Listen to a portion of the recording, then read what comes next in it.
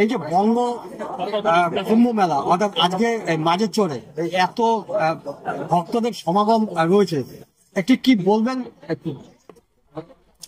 প্রথমে যেটা বলবো যে বঙ্গ কুম্ভ মেলা প্রয়াগ, উজ্জয়িনী, হরিদ্বারের কুম্ভ মেলা নয়।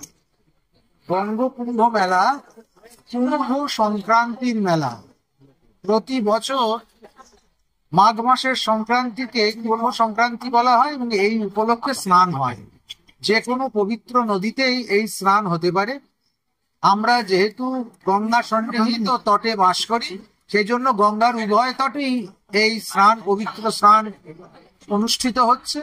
আর এর থেকে 700 বছর আগে গঙ্গাসাগর ফেরত, ওখানে মকর সংক্রান্তি স্নান করে সাধুরা যখন ফেরত যেত, তখন এই ত্রিবেণী সঙ্গমে এসে তারা 1 মাস পর এই কুম্ভ সংক্রান্তিতে শেষ স্নান করত, দেখা সাক্ষাৎ করে তারপর যে যার নিজের ধনী আশ্রম মঠে প্রত্যাবর্তন করত।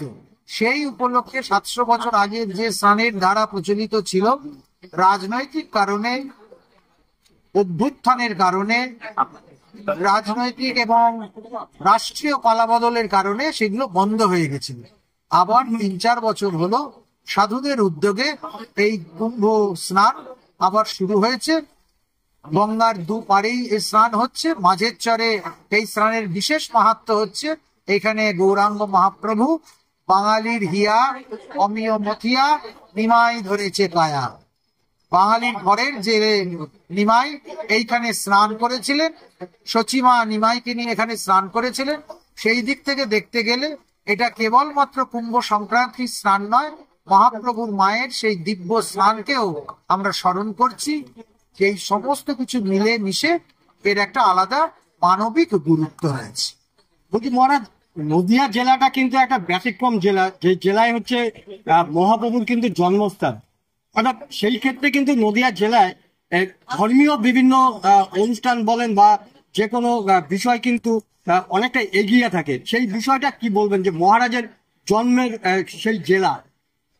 মহাপ্রভুর এই নদিয়াতে অবতীর্ণ হয়েছে, শচীগর্ভ সিংহ মাঝে নবদ্বীপে তার উদয় হয়েছিল। স্বভাবতই এই গোটা নদিয়া জেলাটাকেই সারা পৃথিবীর মানুষ অত্যন্ত পবিত্র ভূমি বলে মনে করে। তো স্বভাবত সেখানে এইরকম মেলার যখন পুনর্জাগরণ হচ্ছে, আবার সেই স্নান হওয়া শুরু হয়েছে 2-3 বছর 4 বছর যাবত, তখন এর একটা তো আলাদা গুরুত্ব থাকবেই।